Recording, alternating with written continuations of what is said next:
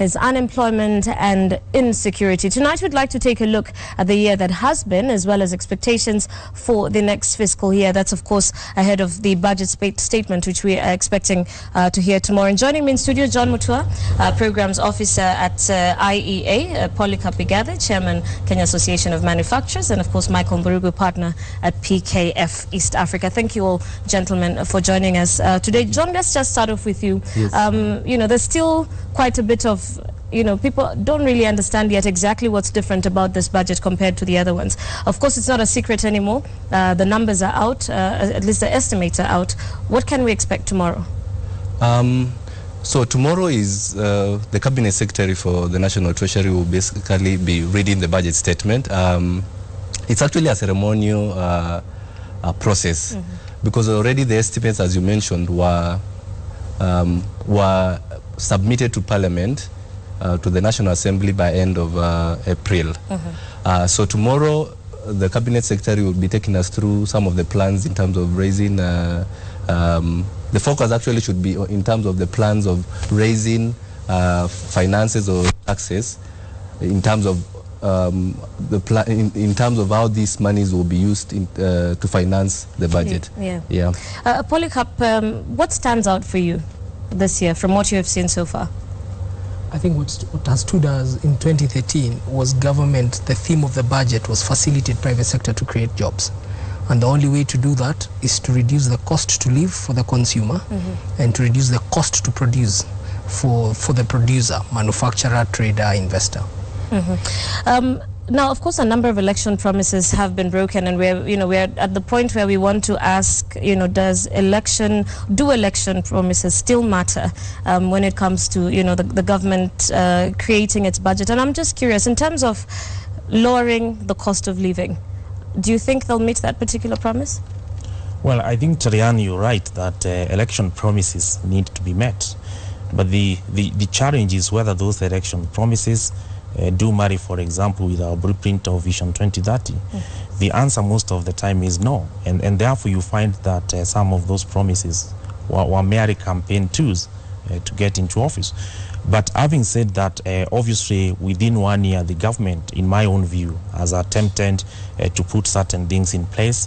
The rate of absorbing the funds that have been put in place to deliver promises may have met certain legal hurdles, procurement problems. For example, the laptop project, that the matter is in court, and therefore sometimes issues do come up that make it difficult for the government to deliver on some of the promises. Mutua, perhaps you can just add on in terms of exemptions. The cost of milk went up, the cost of bread went up, the cost of so many other things went up as well. And Kenyans are now wondering, is there a chance that the government might review exemptions, especially when it comes to basic commodities? And if not, how else can they ease the cost of living on Kenyans today? Of course, on the VAT Act 2013, there were fears that the essential basic goods, the ones that you've just mentioned, bread, flour, milk, and the like, actually, according to the bill, to the Act, those are not. They are already exempted. And one member of Parliament actually moved a proposal to amend the Act, and it's actually been that was passed. So we have VAT Act amendments. And what that did is to increase the number of goods and services that will be exempt. For instance, medical products, and there are things like mosquito net and the like. So already in terms of, originally, the objective of the VAT Act was to make it simple, but also to reduce the number of goods and services that are exempt. But again, the cry from the public was that this will make, especially the essential goods, more expensive. Yes. So the challenge again is we are almost going back into the same place that we were in, because you see, with the exemptions, if you have so many goods and services that are exempt, it becomes very costly to administer and to manage VAT, which is what the government wanted to address. So I think what I see is that as much as if you look at revenue performance, VAT actually contributed in terms of performance. But however, given these amendments, it's likely to have a small an effect actually in terms of reducing the amount of revenue that will be collected. But currently, a number of goods, especially the unprocessed goods and the essential goods, are actually exempt from VAT. From VAT. Yeah. Polycarp, yes, you want to add something? Allow me to add on to that and build on that. I think what we've seen with the VAT Act is our fears have not come to fruition. In fact, inflation has remained in single digit, despite what everybody's been talking about VAT, unless for sectors such as aviation, where I think government is listening so that you don't have aviation impacted. Yeah. Government put in an amendment act that has softened the bite for pharmaceuticals and also for animal feeds. And so generally, VAT is actually a good tax because it broadens the tax base. In Kenya, But it hurts the Kenyans. true. Yet you have 21 million Kenyans who are eligible to pay tax, but only about 2 million do pay tax. We are mainly taxing people in the formal sector. The informal sector needs to come to the party.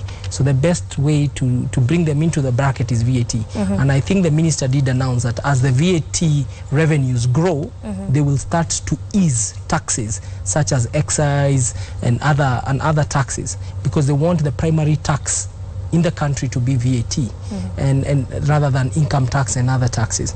And that philosophically and principally is something we support. Yet we have to look at certain sectors and be able to protect them, especially aviation. Polycarp, I'm curious though, even when these exemptions are done, or the government says, okay, we exempt this, your manufacturers don't pass on that benefit to consumers. I think the test of that is the consumer price index, the basket of goods that measures every month. Government measures what is this basket of goods: mobile phone, fuel, food, and that's the point I'm saying. We've despite the VAT Act, today inflation is around 7%, and our macroeconomic management, we have to commend the government and give credit where it deserves. Our macroeconomic management in this country has been solid. We've gone through an election year where for the first time, I believe since independence, we enjoyed 4.7 GDP growth. Every other time we had an economy that runs only 3-4 years, then on the election year it goes down. So the key thing I think we'll be listening for tomorrow to facilitate private sector to create jobs are the three risks we have in this country. The risk of red tape, where it takes us, for government to spend a shilling, it takes them an average of 6 months. Number two, socio-political stability, removing the toxic political expression and civil liberties. If I want to demonstrate because I'm unhappy, maybe it's time that I wear a yellow ribbon as opposed to going out to the street. And thirdly, the justice system, enforcing contract and protecting the investor. Okay, and of course you didn't answer the question about manufacturers passing on the benefit to... Well, I like to take it. Sure, go perhaps I'll tell you why Polycarp is representing manufacturers, but the reason why the costs inevitably after September 2013 of products went up is because when you exempt goods, then you limit the manufacturer from claiming the input VAT. Now, VAT is a consumer tax. It is then not possible for the manufacturers to absorb that tax. And obviously what happens is that you pass it on to the consumer. So it is not true that the cost of living has not gone up. Far from the truth. If you check in any supermarket today, the cost of unga has gone up. Yes. Now, there is a difference between exempting goods and zero-rating goods. Yes. Now, for those very essential commodities, what we've been telling government is you zero-rate them.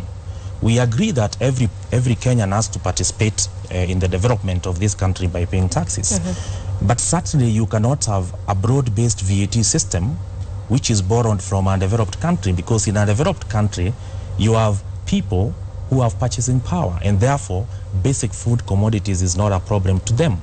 And I think that what the government is doing now is obviously to try to address the concerns that are being raised by a wide-ranging, sort of like industry. The answer to that is that you must have a targeted list of goods to zero rate. Obviously, the defense by government all the time is that when you zero rate goods, you end up with a problem of VAT refunds. But it's an administrative problem. It's a problem that they have created themselves, and they can sort it out. There's absolutely no reason why the government should have let the VAT refunds, for example, to accumulate to 30 billion shillings. Yes. And therefore, my view is that the cost of living is gone up, after the new VAT Act has gone in place. Obviously, the trend would be to indirect taxes, but you cannot implement indirect taxes in this country where the purchasing power of the common mwananchi is so low. You cannot compare, for example, with New Zealand or the UK. Okay, we have to quickly wrap up, but I'd like Mutua to just shed some light on the infrastructure issue. Of course, this budget is going to be quite heavy on infrastructure. What are your expectations?